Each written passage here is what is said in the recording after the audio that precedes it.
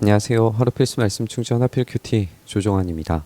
오늘 함께 나눌 하나님 말씀은 열왕기상 4장 20절에서 34절까지 말씀입니다. 유다와 이스라엘에는 인구가 늘어나서 마치 바닷가의 모래알처럼 사람이 많아졌지만 먹고 마시는 것에 모자람이 없었으므로 백성들이 잘 지냈다.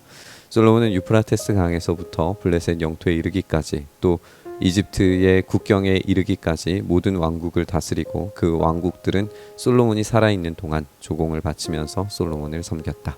이스라엘의 번영은 하나님께서 아브라함에게 약속하셨던 그 약속을 떠올리게 만듭니다. 솔로몬의 지혜로운 통치는 이스라엘 전역이 하나님의 약속의 성취를 이루는 것처럼 보이게 만들어줍니다. 그들은 그 땅에서 평화롭고 풍요로운 삶을 영위했고 그 지경이 넓어지고 다른 주변 국가들을 복속시켜서 그들로부터 조공을 받아서 부국 방병의 나라를 이루는 데 부족함이 없었습니다. 솔로몬이 쓰는 하루 먹거리는 잘 빻은 밀가루 30섬과 거친 밀가루 60섬과 살진 소 10마리와 목장 소 20마리와 양 100마리이고 그 밖에 숫사슴과 노루와 암사슴과 살진 새들이 있었다. 하나님께서 왕에게 주신 복은 그가 하루에 사용하는 음식만 봐도 얼마나 엄청난지 알 수 있습니다. 하지만 이 영광스러운 풍요로움의 이면에 불안한 느낌을 지울 수가 없는 것 같아요. 솔로몬이 분명히 이 모든 것을 다 섭취했을 리는 없습니다. 그렇다면 그가 고용한 시녀들, 고용인들 그리고 1000명의 후궁과 아내들에게 돌아갈 음식들이었을 겁니다.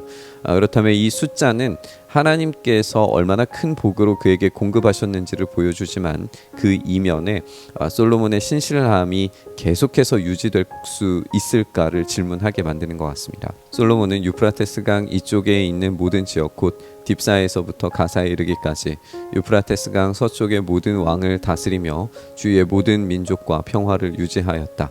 그래서 솔로몬의 일생 동안에 단에서부터 브엘세바에 이르기까지 유다와 이스라엘의 모든 사람은 저마다 자기의 포도나무와 무화과 나무 아래에서 평화를 누리며 살았다. 다시금 솔로몬이 다스리는 구역에 대한 설명이 이어집니다. 먼 지역에서부터 유다로 집중해 들어오는 시각적인 효과들을 보여줍니다. 그래서 더 집중적으로 그들의 부유함을 보여주게 되는 것 같습니다. 저마다 포도나무와 무화과 나무 아래서 평화, 즉 이 샬롬을 누린다라고 하는 표현을 우리가 생각해 보면 열매들이 농익어서 떨어지는 것을 우리가 꿀이 떨어지는 것으로 당시 사람들이 이해했었는데, 그렇다면 분명히 이 표현들은 젖과 꿀이 흐르는 땅으로서의 약속의 성취를 보여주는 그런 본문으로 읽을 수 있습니다. 솔로몬은 전차를 끄는 말을 두는 마구간 4만 칸과 군마 12,000匹를 가지고 있었다. 그리고 솔로몬의 관리들은 각자 자기가 책임진 달에 솔로몬 왕과 솔로몬 왕의 식탁에 참석하는 모든 사람이 먹을 수 있도록 부족하지 않게 먹거리를 조달하였다. 또한 군마와 영마에게 먹일 보리와 보리즙도 각각 자기의 분담량에 따라서 말이 있는 곳으로 가져왔다. 이제 군사적인 부강함을 보여줍니다. 그러나 역시 군마와 전차가 엄청난 숫자로 불어나 있는 것이 그리 긍정적으로 보이지는 않습니다. 군사적으로의 성공이 부정적인 것은 아니지만 하나님께서 신명기에서 말과 군마를 너무 많이 두지 말라라고 하셨기 때문에 이것을 생각해 보면 하나님을 배제한 인간의 힘을 의지하려고 하는 욕구를 얼마든지 드러낼 수 있다라고 하는 점에서 이 부분이 부정적으로 읽혀질 수도 있습니다. 솔로몬의 지혜가 그것을 몰랐을 리는 없죠. 엄청난 제국으로 성장해가는 그런 상황에서 필요한 정도의 군사력이었을 수도 있습니다. 그럼에도 불구하고 이렇게 제국화되어지는 모습은 분명히 어두운 그림자를 확인할 수밖에 없습니다. 하나님께서 솔로몬에게 지혜와 총명과 넓은 마음을 바닷가의 모래알처럼 한없이 많이 주시니 솔로몬의 지혜는 동양의 어느 누구보다도 또 이집트의 어느 누구보다도 더 뛰어났다. 그는 어느 누구보다도 더 지혜로웠다.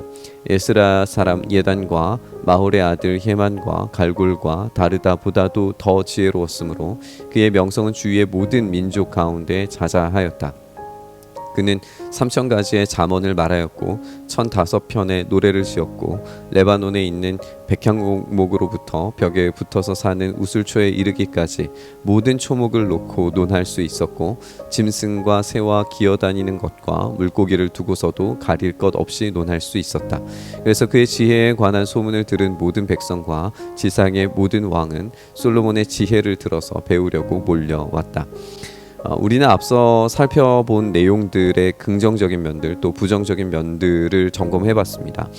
본문이 강조하고자 하는 바는 분명히 하나님께서 지혜를 주셨기 때문에 이 모든 것들이 가능했다라고 하는 겁니다. 그래서 이 부정적인 면들은 본문이 드러내고자 하는 바가 아님은 사실입니다.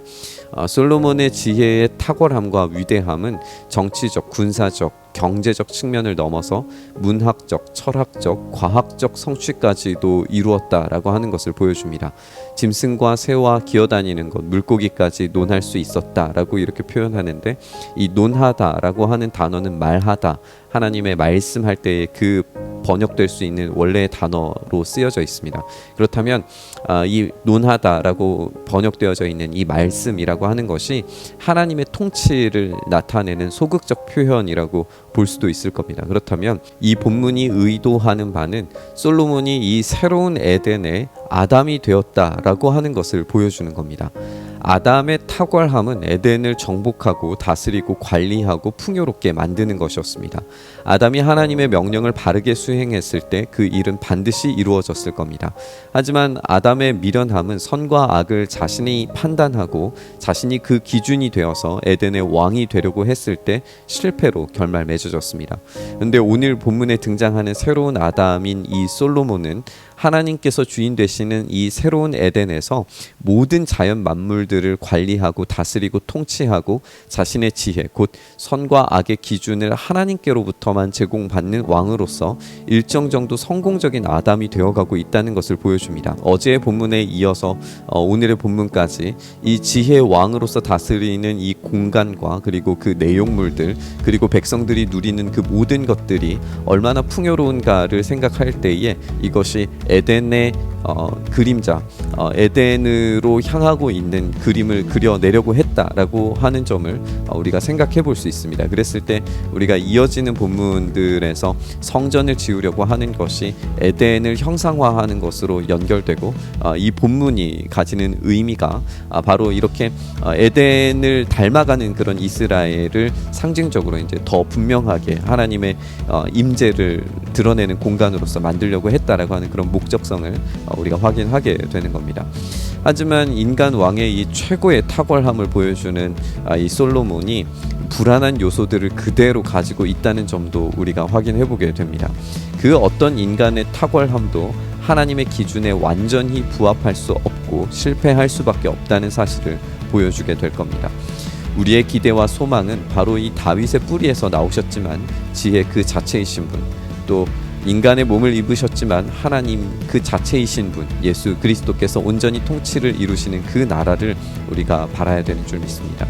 탁월한 인간 왕의 엄청난 부국 강병을 뛰어넘는 찬란하고 위대한 나라를 우리가 기대하고 소망함으로 바라볼 수밖에 없습니다.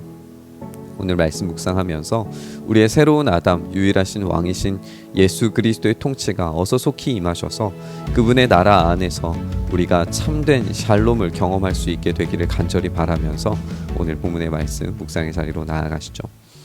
주님, 속히 오셔서 우리를 다스려 주시옵소서.